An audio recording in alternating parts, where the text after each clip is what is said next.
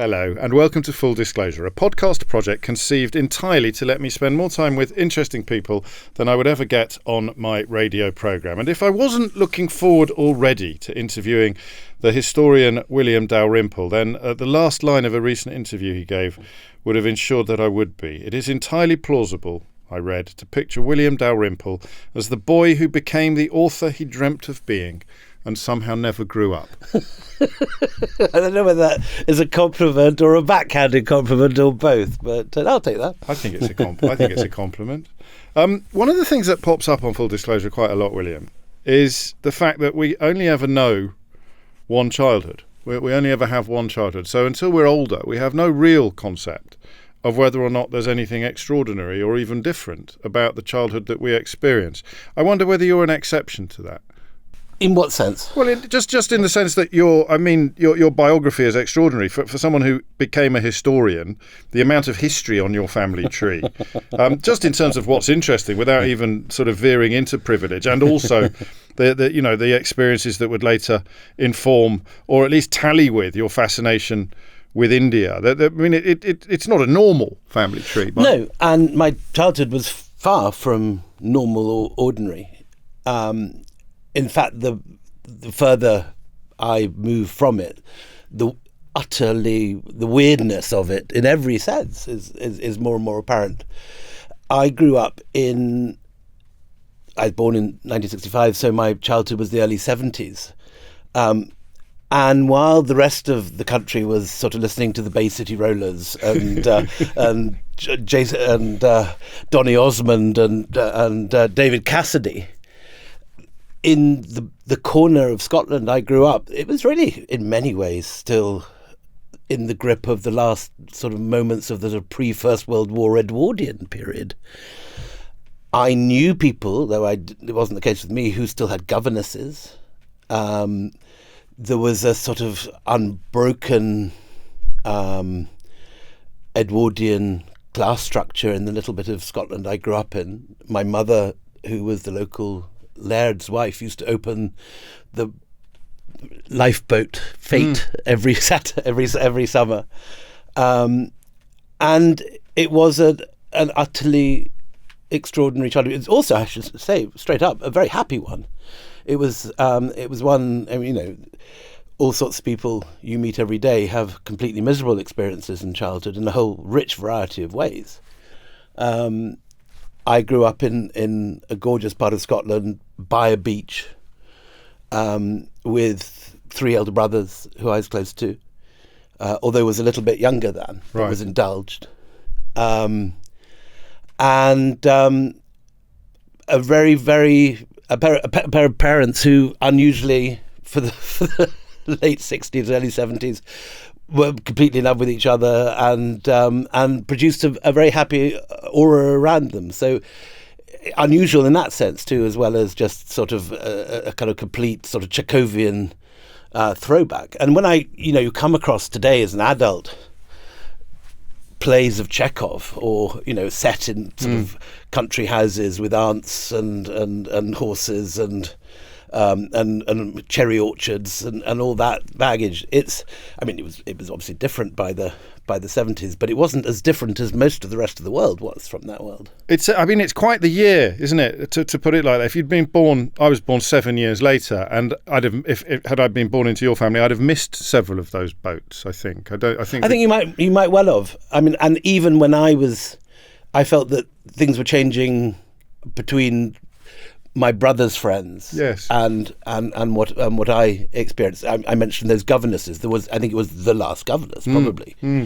That sounds like a merchant ivory. It sounds like a really boring 4-hour-long terrible movie that you're very glad you never went and saw or were asked to review. Was it wild then? Because I know North Berwick, where you grew up, a bit. I know the beach that you refer to. It appeared, as I'm sure you noticed, in that the Colin Firth film about the prisoner of war.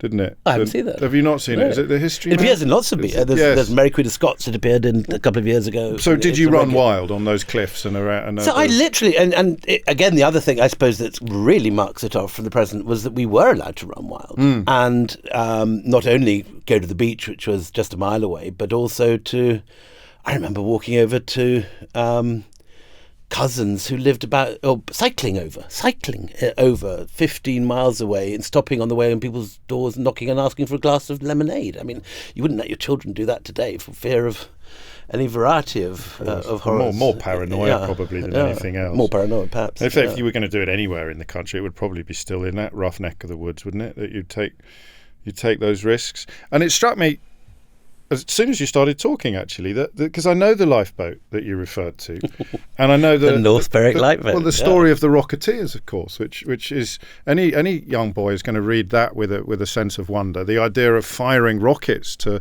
rescue ships by taking the rope out into the choppy oceans, and of course, and if you know North Berwick today, yes, James, you'll know the very nice restaurant which serves very good lobster, which is a recurring theme in interviews with you, lobster. But also the witches as well, the James I. Absolutely, James of England, the James VI of Scotland story, obsessed with witches, and that was the basis for Macbeth's witches. Right. Yes. Shakespeare wrote Macbeth a year after the witch trials in North Berwick, in which 5 presumably completely innocent women were tortured and boiled alive, and ultimately put on a pyre and burned. Allegedly for whipping up a storm to kill the king as he came back from, was it Norway? With his new bride. Came back from the continent. Came back from the continent with his new bride. So did that capture your kind of infant imagination, or was that too pat? The Hill, no, I to be honest, I didn't know that about Macbeth in those days, nor would probably Macbeth have meant anything to me at that age. But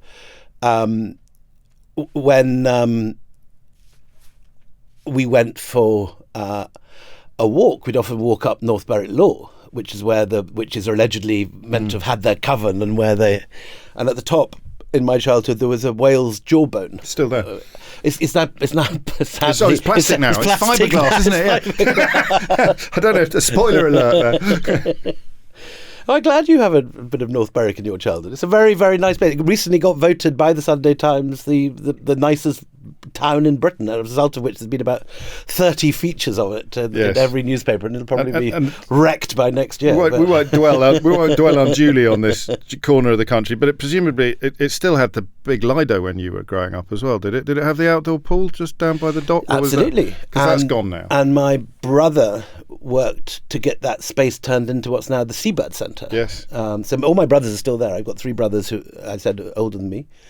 And I'm the only one that in a sense, got away and made a life elsewhere. I know the Seabird Centre very well as well, but enough of that. This is getting very... This podcast is brought to you by the North Berwick Tourist Board. And I should give you the website. It's not, just to be clear. But your childhood was I mean, you were sent to school. I use the phrase "sent away to school." Are you comfortable with that phrase? Yes, I am. That sounds right. But it would be completely normal for someone of your class, and you would be following your 3 older brothers anyway. That's exactly the point, that they were already there. So it didn't occur to me that it was any sort of punishment or estrangement. It was what they'd done. And it felt like promotion. They were all there. I was at home on my own, and suddenly I was there too.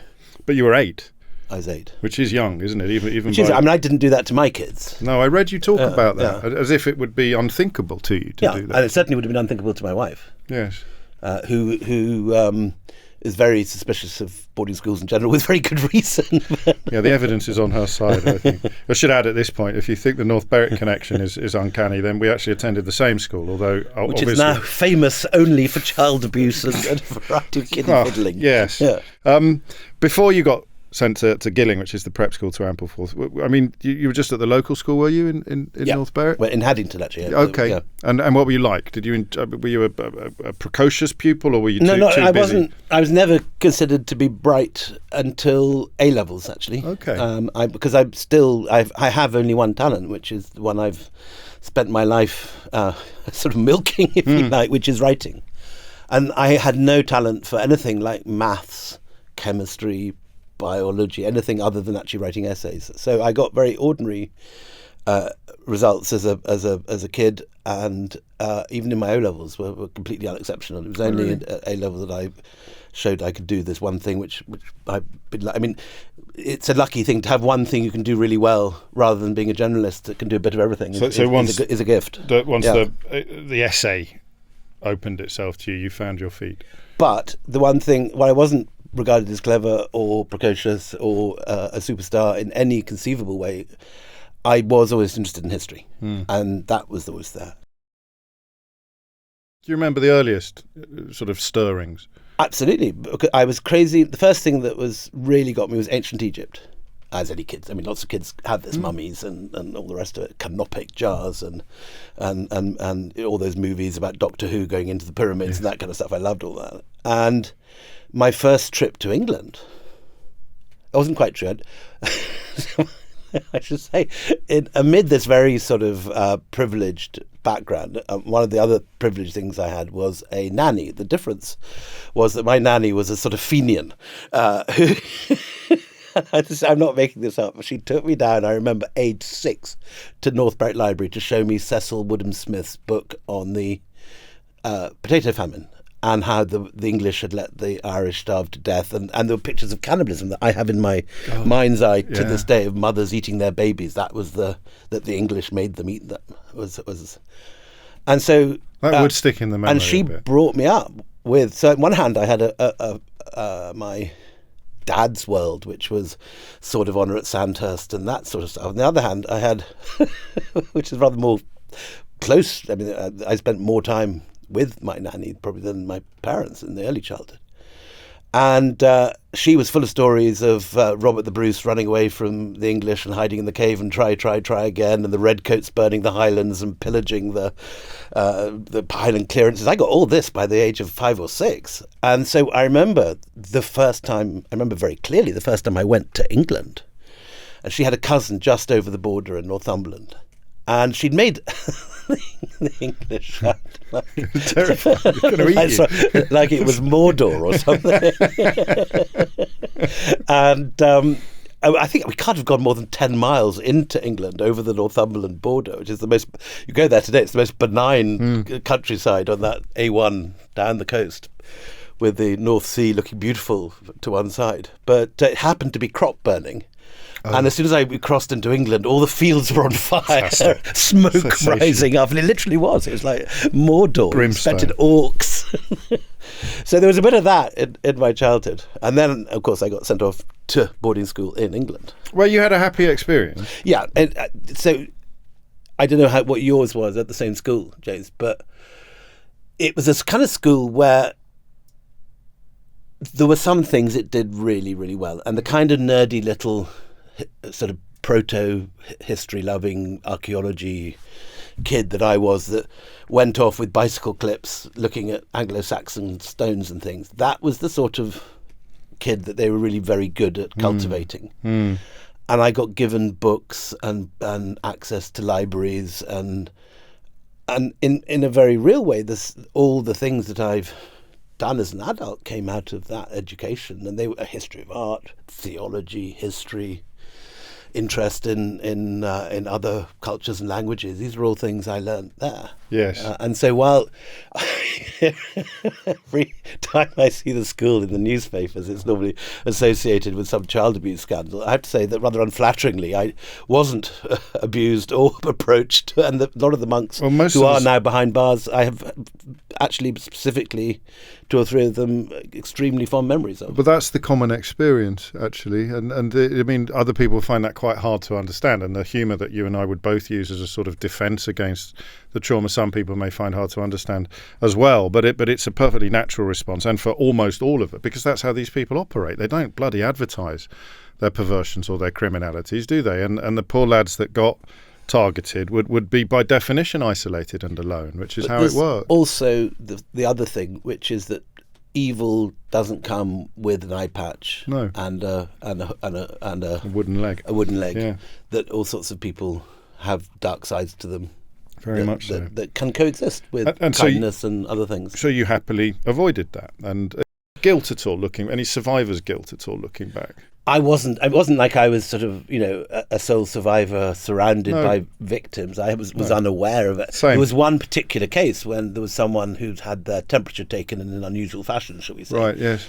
And he told his mother, and the mother came, and the monk was sent off to the parishes, which was the extraordinary go way and look after some children who aren't paying money and go and take their temperature. It's a different age, and happily, as you say, this was so much. I mean, I'm 59. I'm not like I was born in 200 years ago, but so precisely. much of our childhood and teenage reads like something out of a completely different age. Yeah, and I suspect that Ampleforth, again, that 7 years between us is probably quite crucial here as well. So you would the, I mean, there'd still be beatings, would there, when you started, or was that being phased out? Not beatings as in, I mean, an image of sort of military punishment with canes or something. I think there was occasionally a slipper or something. Sure. But it wasn't that kind of, I certainly don't, maybe I've edited it out of my memories, but I don't. But it wasn't part of the formal punishment structure. No. And neither would you be. You wouldn't be embarrassed by your enthusiasms, would you? It wouldn't be a place where, as you say, it would be nurtured. If they saw a spark, they would try to feed it, and they would. I read that you did your first ever dig, just at a sort of village up the road, an Anglo-Viking high cross in Stonegrave, just up the road from the school. That wasn't a dig. That was my first ever article published in the Rydale Historian. That actually was not organised by the school. That was me going off and doing something. But it absolutely it was enabled by my housemaster, who could have said, go and work go and play rugby or something. But I was allowed to go off on my bicycle and do this as long as it was seen to be something sort of vaguely sensible and did you have any consciousness at this point that this could be a path for life, rather than a slightly esoteric enthusiasm for a teenage boy? Well, even before then, as in my primary school in Scotland, there's an essay somewhere, which is in like my dad's scrapbook somewhere, where every child does that essay where what do you want to be when you grow up, and I did say I want to be an author and an archaeologist. Gosh. So I'm that lucky guy that found his hobby and was able to turn it into a job. And no one ever told you this was an impossible ambition or an impossible dream, or that it was unreasonable? On the contrary, I was encouraged in it. And I don't suppose your oldest brother could have developed these kind of ambitions, could he? Because there would be expectations attached to him in terms of. Interesting. I did. He in the sense, the expectations you're talking about, which is inheriting a chunk of lowland Scotland, is indeed what he did. So there's a liberty in being the fourth son. Yeah, which is, it's horrible to feel your life as a bit of a cliche, but the classic colonial thing was send the younger sons off to the colonies, and that is exactly what happened to me, but not through parental propulsion or. No, nor indeed were you going there to sort of lord it over the natives. Quite the opposite, in fact. But you mentioned your father's scrapbook, and you've mentioned or alluded to India. I think the photograph that your middle son Sam discovered when your dad passed away in 2019 showed him with Mountbatten, Nehru, Gandhi, and Jinnah, and this was something about which you knew nothing. Not quite. Right. I thought it was a little bit too cosy. So my dad was aged 19, given the job of being what's called the ADC, the aide de camp to a very grand general. And it just happened that the date he arrived in India was 1947, which was the date of partition and British disengagement with 300 years of colonial history. And so, bizarrely, he got to see very close up that whole catastrophic process of the British leaving India in such a way that not more than about 20 British people died in colonial disengagement from Britain, as opposed to the French in Algeria, where nearly 1 million were killed. Yet 1.5 million Hindus and Muslims died or were killed, or were raped, or were mutilated hideously in one of the most sort of extraordinary outbreaks of violence, the Great Partition of India and Pakistan. And my father was in the middle of that. And two stories from there. So there wasn't a photograph. There was a seating plan that my son found for what was the Mountbatten's silver wedding. And I have to say that my dad was not there on basis of his own merit or anything. Not at 19. He was there just as the man standing behind the general. Behind the general. But he did have a place at the table, and at the same table was Nehru, Gandhi, Sardar Patel, Indira Gandhi, Jinnah, Mrs. Jinnah, Fatima Jinnah, his sister, and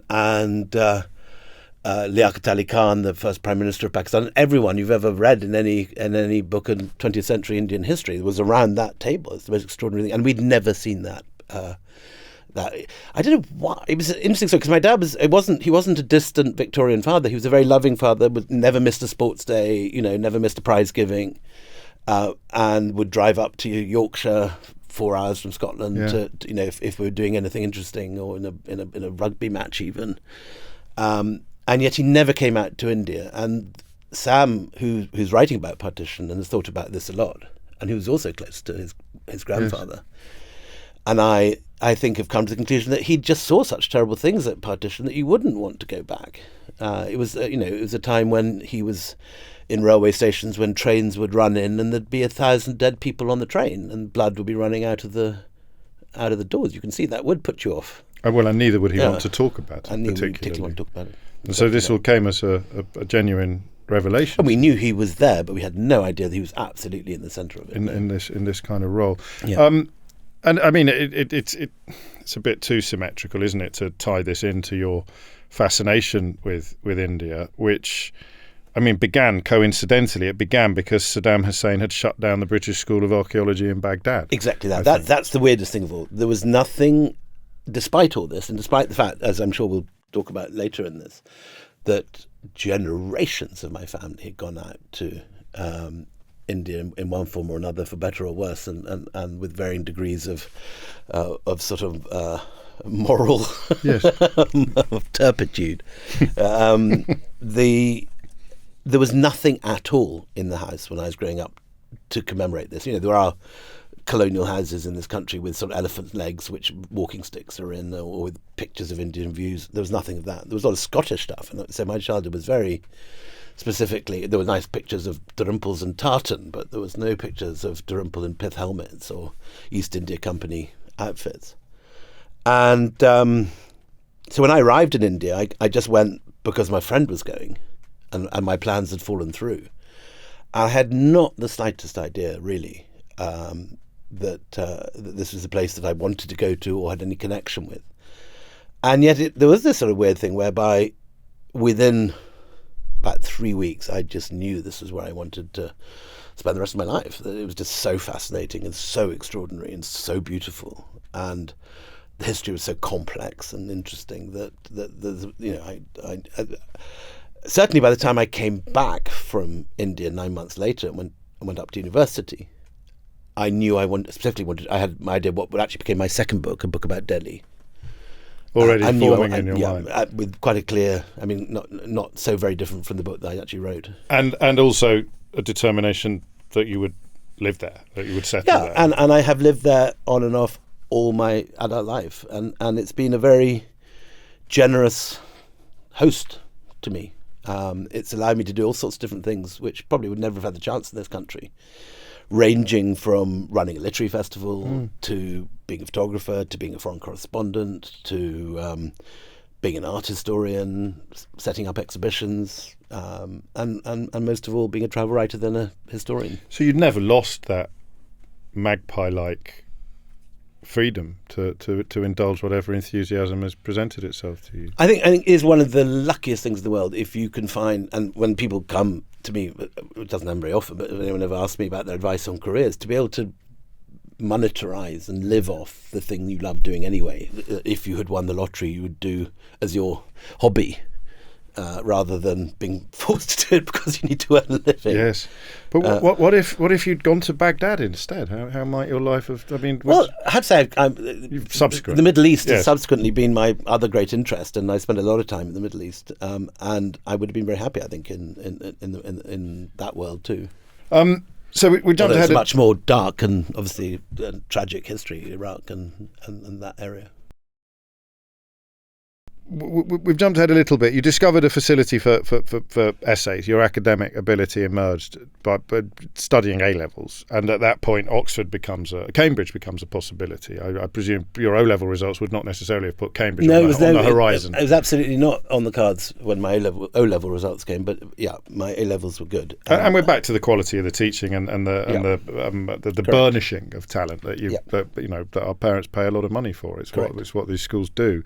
But yours was proper scholarship. You weren't one of the lads who was going to cram to get into Cambridge and then doss about for the rest of the duration. When you're 21, it isn't proper scholarship. I would willingly read the books that were necessary. That's what I mean by proper scholarship, William.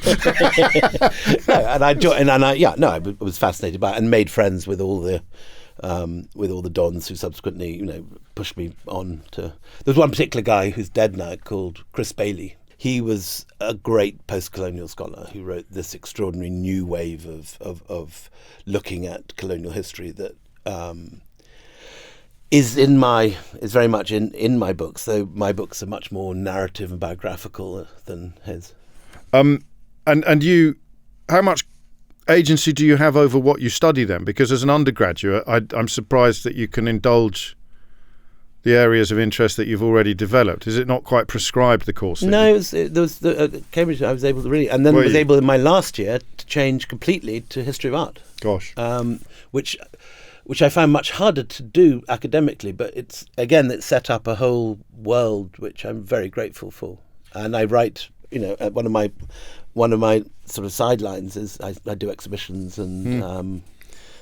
This is why this interviewer described you as never having had to grow up, because, as you say, you've managed to combine not just one passion and turn it into an income, but pretty much every passion you've ever had has turned out to have a market for it, hasn't it? You've got an extraordinary number of letters after your name, all fellowships, and you're currently a visiting fellow at All Souls College, Oxford as well. So I don't want to gloss over the extent of your we won't gloss over the extent of your achievements, but there's proper bottom to it. You're a popular historian, but only in the sense of volume of sales. You're a hardcore historian. So I was also lucky in that I came across a writer very early on who showed me, in a sense, what I wanted to do.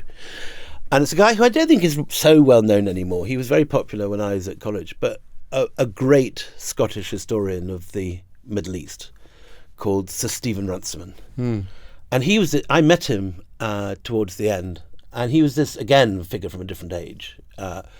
There's a wonderful portrait of him in the Scottish National Portrait Gallery by Stephen Conroy that has him in a dinner jacket. I never saw him in a dinner jacket, but it was entirely appropriate to see him in this. And he was like one of those figures at the back of an Agatha Christie movie of, Death by the Pyramids or something. He was this sort of old style Edwardian historian, but he wrote beautiful, brilliant prose and managed to turn very serious academia he had what I would only dream of having, which is, a million sort of languages. He could read Armenian as well as Ottoman Turkish, Arabic, and everything else. And he would do this research and then just be able to turn it into prose that you would want to read. Beautifully written accounts that contained recognizable figures, and that ability to turn a character from history into someone that you felt that you've met in your own life, or a type at least that you recognize from your experience, and therefore made history accessible, enjoyable, as well as having what you described as bottom, having a lot of reading and research behind it. And he taught me this thing that you don't have to show, in a sense, your workings on the page. You can put all the deduction into your footnotes. So you don't need to say why you've come to a conclusion that this happened. You can put that in the footnotes. Because what makes a lot of history books boring is when a historian will go into three different sources that exist and then analyse the three of them and then not come to a conclusion. He would decide what had happened and then would justify that in the footnotes, which is a technique I've always put into my books. And it means that it's, in a sense, the workings of the engine are beneath the bonnet. you can enjoy the look of the car without having to know all the tubes and but the manual is there. But the manual is there if anyone wants to check it. Yes. Yeah. And particularly one of my books called The Last Mughal is very, very closely based on one of his books, which my book, The Last Mughal, tells the fall of Mughal Delhi in 1857 in the uprising that the British called the Indian Mutiny, which the Indians called the First War of Independence. And that was very closely based on his book, 1453, The Fall of Constantinople. Right. And I just remember thinking when I read that book, it was only 200 pages, although there were many footnotes beyond that. And it was such a tightly told story. You felt the tragedy of this great event, and yet you could understand the perceptions of the people who were attacking it as well as those who were defending it. And I remember thinking, this is what I want to do. I wish I had his ability. And so that's the kind of thing I was aiming to do. It's the first time in years I've thought about that book by Runciman. That was my A-level. Was the Byzantine, the Carolingians and stuff like that. There can't be many schools in the country that teach that stuff. They were teaching that at A-level. So I didn't know much about the Second World War, but I knew a hell of a lot about Charlemagne. we all poured out of that school. It's just bonkers. It's all sorts of weird, completely ignorant to areas of interest. The Rothschilds were.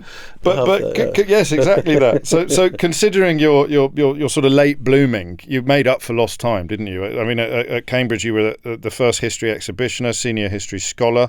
We'll talk a little bit about you launched your journalism career as well, up to your ears in Indian and Middle Eastern history, and your first travel book is taking shape now, because I suppose if Runciman is the inspiration for your history books, then Paddy Lee Fermor is the inspiration for your travel writing. Robert Barron, that sort of generation. Yeah. And it was travel writing that you turned your hand to first.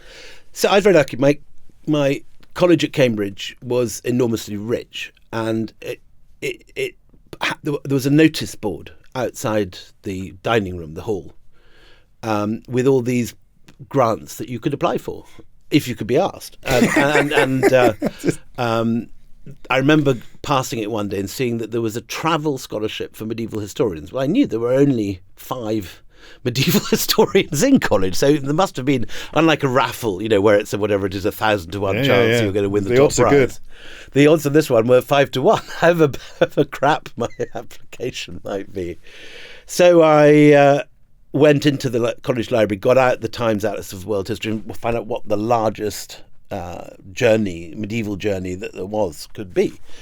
Because they told me, we'll only give you £250 if you want to go to France and look at a Norman fortress. But if you say you want to go to something more ambitious, we'll try and help you. Never mind the quality, feel the width. So I literally found the longest journey, which was, of course, Marco Polo's journey to Mongolia. And I wrote out 2 sides of an application, which I typed out on a manual typewriter and handed in and forgot all about. And then the day that the exams ended, there's an envelope put through my door, and it was a cheque for £750, which was an absolute fortune in those days. Suddenly, I thought, you open it, and at one hand you feel thrilled that you've got this thing and it's there. On the other hand, suddenly I realised I'm going to have to spend 3 months going through Iran. This is just immediately after the Iranian Revolution, when all the horrors are on telly. Skirt Afghanistan, cross into Pakistan, do the Kunjarab Pass, which had just opened that year and hadn't been opened before then. And so it was rather daunting, as you can imagine. But it was the single most wonderful journey I've ever done in my life. What did it change for you? Did it change your view of the future? Did it change your ambition? I don't think it probably changed me or my ambition or anything like that, but what it did do is it provided material for a book. Right. I'd been taking notes with a view to writing something. That's quite precocious, isn't it, at 21 when you set off, I presume? 21. Yeah. It didn't seem that it was, the here above me at who I knew, Radek Sikorski, who's now the defense minister of Poland. Yes. He'd gone off and fought with Ahmed Shah Massoud and actually gone sort of doing ambushes of Soviet T-72 tanks and helicopter gunships. It's all relative. And he'd written his book in his last year at Oxford. So it didn't seem something impossible, and compared to what Radek was doing, it was relatively easy. Yeah.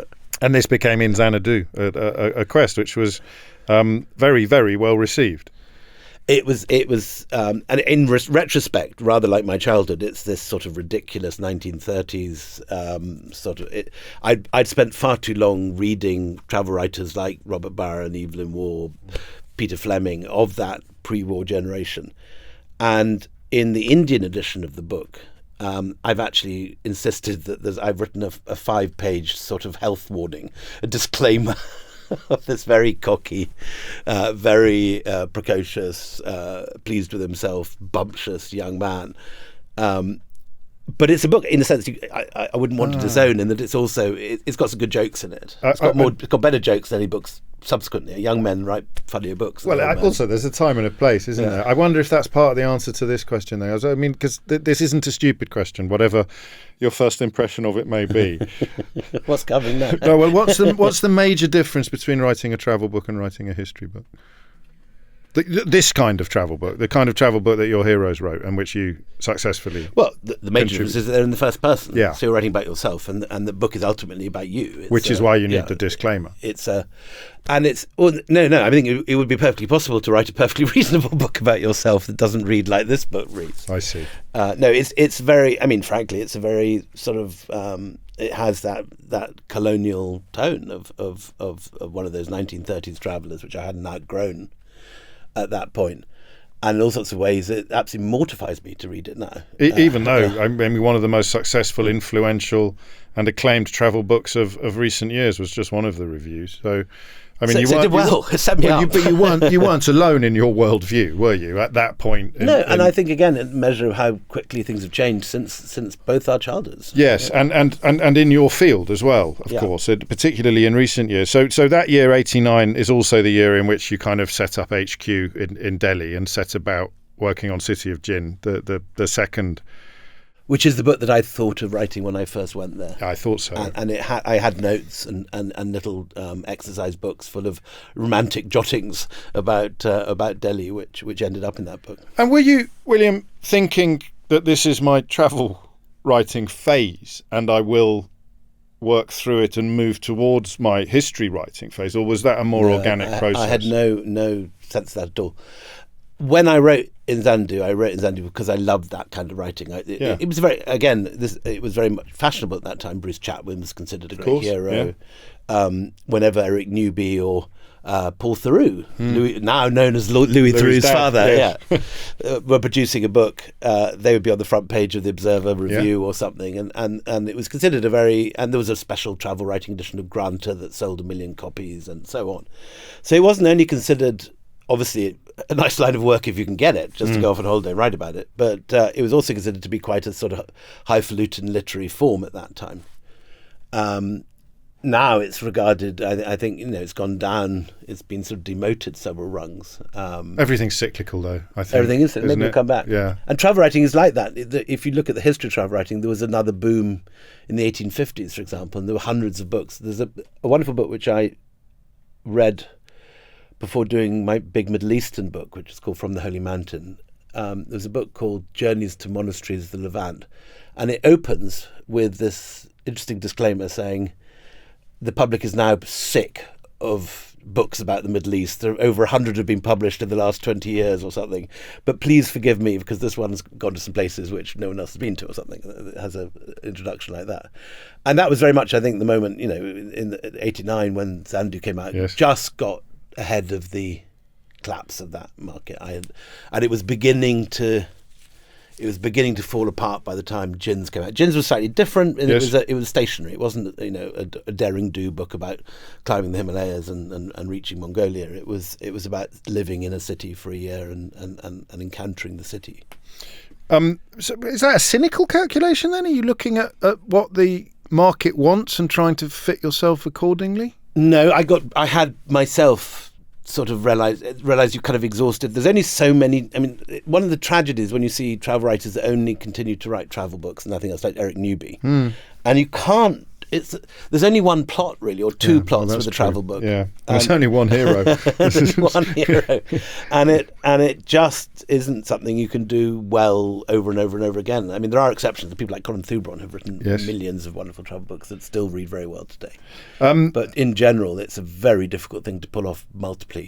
And again, you had a lot going on. I sense, before we talk about some of the stuff that was going on, that you don't find writing a bind. You enjoy being at your desk. No. Oh, not so. Well, that surprises me. No, I don't. I love the research. Yes. Particularly love the travel for it. Yes. The travel for it is the best bit. Reading books, ideally not in a library, but by a pool or on a mountain or in somebody else's house in a nice hot country somewhere, or whatever sort of flat you can catch from your friends or extended cousin network or whatever. Is the nicest bit. The actual act of writing, particularly beginning a new book, putting the pen to the paper, is one of the most hellish things until, like cycling up a hill, you reach the top. And when you've got to about page 150 or 200, there is that feeling of going downhill. Because it's slightly like, I always compare it to being like an Olympic runner preparing for the Olympics or something, getting fit for athletics or something. Presumably even an athlete finds it difficult at first to run 20 miles, and they get better at it when intellectual muscles, when they build up their muscles. Yeah, it's the same with writing, and that each time, not just the first time, but each time you begin a new book, it is the most painful process because it's rubbish. It's not good. Yeah, and it's only with the second and third and fourth drafts that it begins to get better. And I always imagined when I was a child, and you heard of a great writer, you imagine they just wrote beautifully. Yes. And that's it. Yes. The more I meet really good writers, the more you discover they all struggle with it. And it's only when the fact that they go back to it and make it a bit better, and then they do another draft and it's better than that. And finally they get something that's not bad, and eventually they get to something which is good. That's made me think of that Seamus Heaney poem. Is it I don't know that. They're digging, I think, where he's talking about writing, but actually it's bloody digging, like it's proper graft in the pursuit of it. And this book I've just done, the book, yes, The Golden Road, which is the one I just produced, is a particularly gruesome example of that, because I got COVID just after I started writing and had this terrible first week of shoving this out, and then got COVID, and the bits that I wrote with COVID was so bad. Oh, really? Your brain gets so scrambled by that disease. Did you think they were brilliant? I never thought they were brilliant, but I didn't realize quite how bad they were. And literally until the proof stage, I was still moving those bits around because they didn't work wherever I put them. And you think that if you can just cut and paste it to a slightly different place, it won't read so badly. But you didn't want to throw it away either. No, of course not. Of course, because it's been so hard to produce. But you did. You had to. In the end, it almost all went. So we'll skip through some of what lies between where we were and the Golden Road. So you had 5 years as a rather successful television presenter, didn't you? You enjoyed that, I think. I was frustrated by that, though, also because telly is all con. Nothing is spontaneous.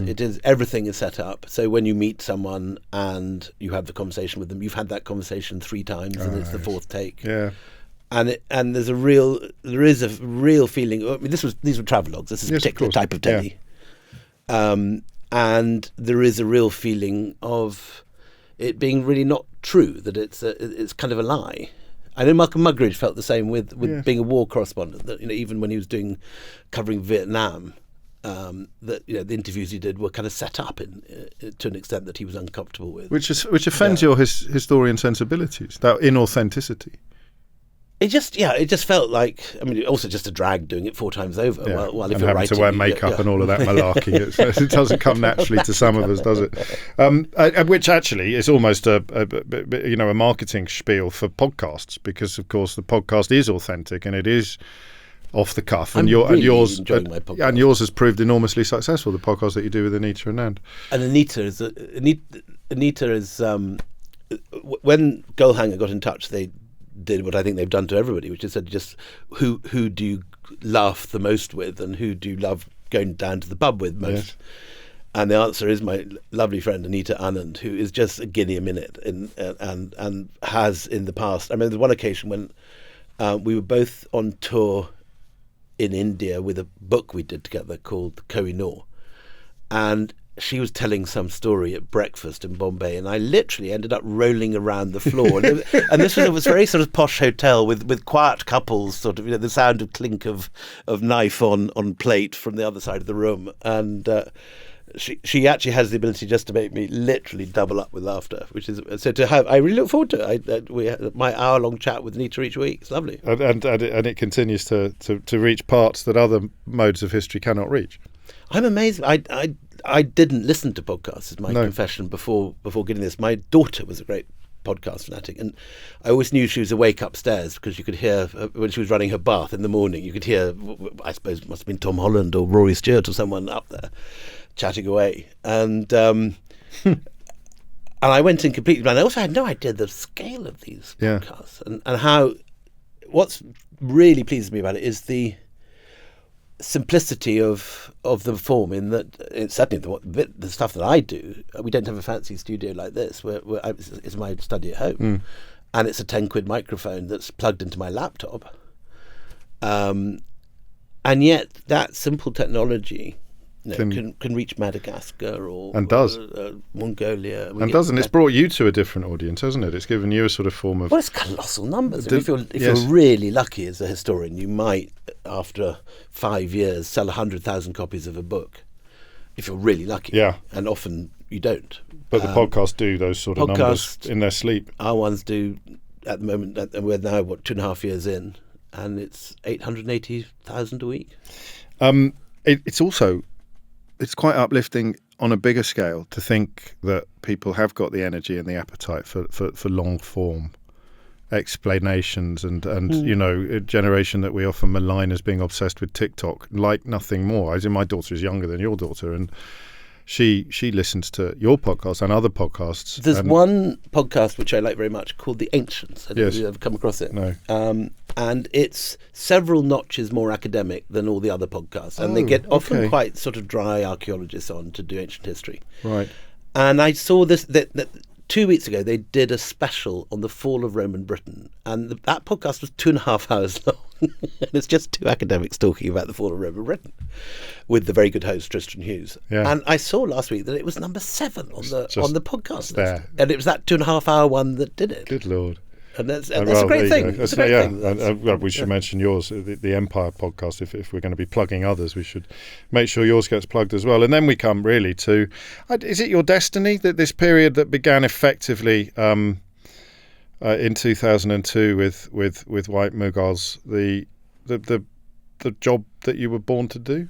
That's the job I was born to do. And I think my teenage self, which liked, as we said earlier, archaeology and really early stuff, would have been horrified that I ended up with something as modern as the 18th century. Deeply disappointed in my middle-aged self, I think I'd have been. But no, it was...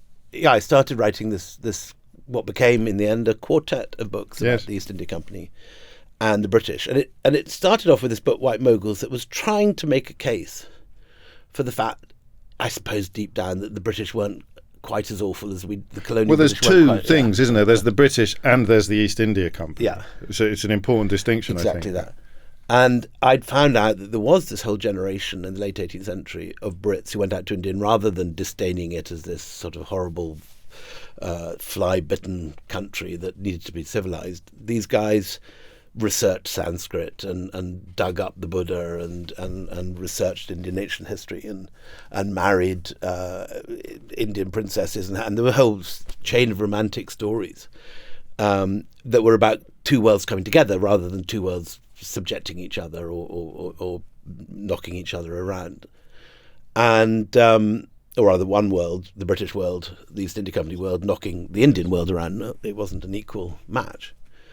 And that ended up being 4 books, taking the whole story of the East India Company from its founding to its end in 1857. And I suppose, yeah. I mean, I think that will be the big lump of the 4-book lump. I suppose. I mean, and you succeeded, didn't you? I think you might be too modest to say so, but that mission that you set yourself to challenge the established perception, the accepted narrative.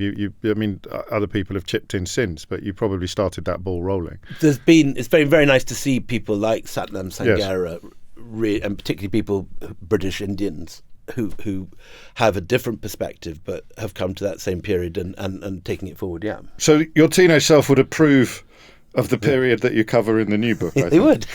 This was very much the sort of thing that my teenage self would have liked to have seen myself write. Because, I mean, what are we talking? 250 BC, give or take? Yeah, that's where it starts. As a starting point. And it's the story of all the things, in fact, that my white Mughals enjoyed studying. So it's linked to that book in a way. It's the story of this very ancient deep Indian culture.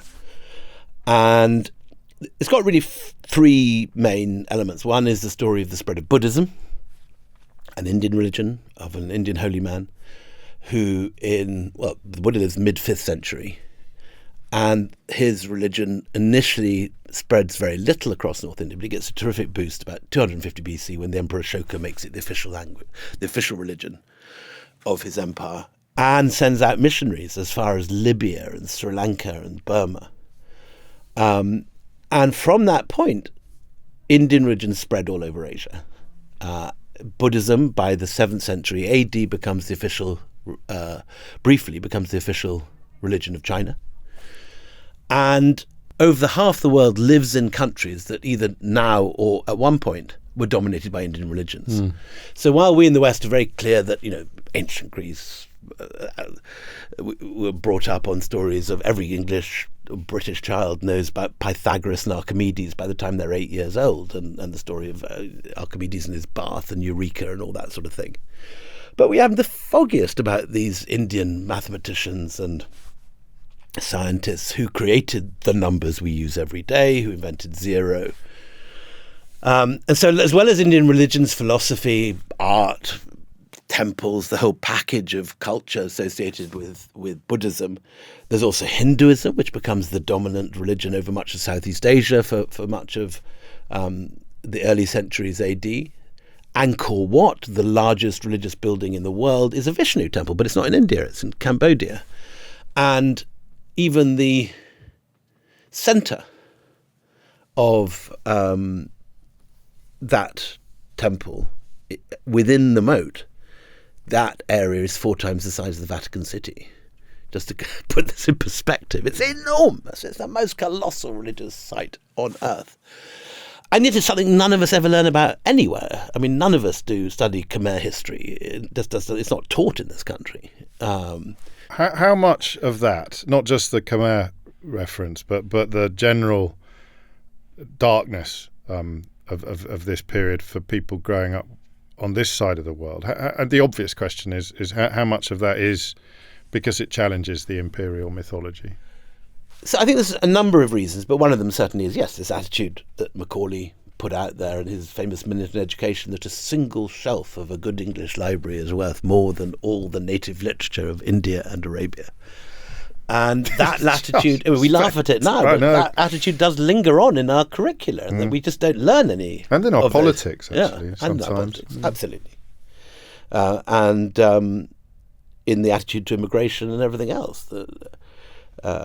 There's been no more successful group in this country than particularly the immigrants from India. Yet people often are completely unaware of the incredible brilliance of ancient Indian civilization. So it's not just a history of what happened in that. Well, in fact, it's far from just a history of what happened in that part of the world during this extraordinary expanse of time. It's about what the rest of the world owes to what happened in that part of the world during this. Not so much what the rest of the world owes to it, but certainly the story of how it diffused out over the world. Yes. And how, well, the most obvious thing is the numbers we use every day. And the astronomy. And the astronomy and astrology. All that stuff we get from the Arabs, which is why we call it Arabic numbers. But they got it from India. And almost no one in this country knows that. I mean, I kind of was aware that it wasn't widely known, but each time now I'm on a book tour, and each time I sit in front of an audience, I say, how many people here have heard of the people who invented our numbers, Aryabhatta and Brahmagupta? 1 hand goes up, and he's an Indian. 2 hands. And how many people know that our numbers originated in India? 3 more hands go up. Out of a room of... One of them's lying. It's a book festival here. So it's I had absolutely no idea that this book was going to do well, because I knew I was onto something with obviously these India Company books, because I wrote 4 of them. I wrote the same book 4 times. No, that's not quite true, but I take your point. But this is a different order. This is a different thing, a different proposition. And to be honest, my brothers read it and thought and said, "Yes, it's interesting, but it's a bit niche." I think was their view. And it's by far my biggest seller ever. And it's barely started. It's just started, but it's number 1 in India. Well, you've jumped. Yeah. I was fascinated by that, because I presume that's more satisfying to you than any other of the accolades achieved so far, because you are, forgive me for the slightly crass metaphor, but you are selling ice to the Eskimos. Yeah, coal to Newcastle. Luckily, the good people of Newcastle don't know about their own coal. That's what intrigued me the most, is that they are learning, because again of the legacy of the stuff that you covered in your previous 4 books. So it's a slightly different situation in India, in that a lot of Indians are like the character in the Sanjeev Bhaskar sketch, Jesus Christ, Indian, Leonardo da Vinci, Indian, royal family, Indian. And that comes from this sort of confusion that you know that you've got this extraordinary civilization, and yet no one in the West around you knows anything about it. Yeah. And also your own education probably didn't highlight it, because you were brought up in a British education system. So, God, yes, of course. So you weren't taught it, and yet there is this sensation that you come from a brilliant civilization. So it ends up with the Sanjeev Bhaskar character unable to articulate it, and and I think this book is. I'm not an Indian nationalist. I'm not. I'm not. Affiliated to Narendra Modi's party. I don't go around bigging up Hinduism as a sort of point of honour or anything. So I think people have been surprised that a foreigner is writing this, and a foreigner who's not, previously hasn't written about this. And it's certainly been a hit in India. Yes, gratifying, obviously. Surprising to see that level of success. Yes, right. Gratifying and surprising. Surprising largely because it would be very easy to. I mean, the British are far more disliked than they realise in India. We have this idea that we're sort of brother and sister nations in this country, and that we gave India back and gave them Edwina Mountbatten as a parting present, and and this sort of thing. Indians, by and large, regard the British as pirates who just came in and destroyed and looted. That may be unfairer, but that is the widespread view. So you are overcoming a measure of you're overcoming the national reputation slightly if you do succeed in selling some books there. And where did the idea for this book first appear? When did it first, in the way that for your second book it was on that year off in India? When with this one, given that you'd gone so deep into the better known, more recent history of the sort of Anglo-Indian story, when did you think, I know what I'm going to do next? So there was a moment when I was visiting Angkor Wat, right? And Angkor Wat, I mean, anyone who goes there is bowled over by it, partly because I think that anything in our education particularly leads us to realise quite what an enormous place it is. The population of Greater Angkor Wat in about 1200 was about between 1.5 and 2 million, while London was 20,000 people, just as a measure of measure of the different scales Good of the Lord. places. And while I was there, I received a WhatsApp from a friend who's interested in this sort of stuff, saying that a Buddha's head had just been found on the Red Sea coast of Egypt. And it's the first Buddha ever to be found in Egypt. And to be, in a sense, the far east, to the east of India, and be seeing all this Indian influence. And then to read about another discovery far to the west of India, also showing this weird amplitude of Indian civilization, just made me think that there's a story here to write. And it isn't just the story which I was considering writing about Southeast Asia. It's a much wider story of the diffusion of Indian culture over the globe and how much we owe to this country. That's a thrilling moment. Yeah.